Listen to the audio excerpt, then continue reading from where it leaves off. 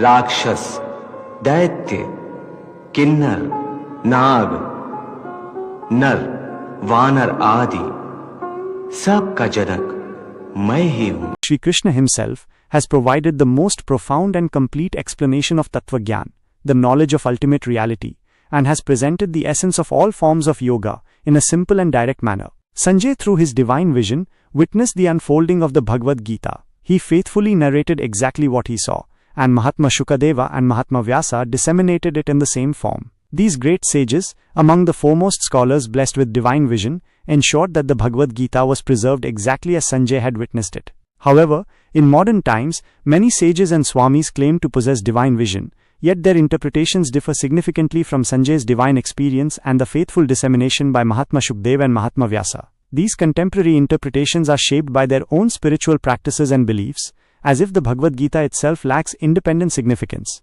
In contrast, Sanjay saw everything with divine vision, and the most learned scholars, Mahatma Shukadeva and Mahatma Vyasa, conveyed it in its original form. If today's sages and swamis truly possess spiritual power and wisdom, why do they rely on the Bhagwad Gita for their teachings? Why not present scriptures of their own instead? Sanjay explicitly stated that, by the grace of Mahatma Vyasa's divine vision, he was able to hear the conversation between Lord Krishna and Arjuna. Yet, today's sages and swamis interpret the Bhagwad Gita as if Lord Krishna's own explanation of Tattva-gyan were incomplete. If any modern sage or swami truly had divine vision, they should be able to see Lord Krishna and Arjuna and hear the same Sanskrit dialogue that Sanjay described. If they lack divine vision, yet still reinterpret the Bhagwad Gita, then only Sanjay's narration remains the authentic account of what was seen and heard.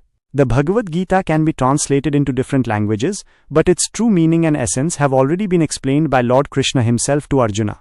The Bhagwad Gita should not be altered from its original form. The sages of that era foresaw that, in the future, people might distort its meaning under the pretext of divine vision. This is why Sanjay was granted divine vision, so that all generations could understand that what he witnessed remains the only true version, and its dissemination should be exactly as presented by Mahatma Shukadeva and Mahatma Vyasa.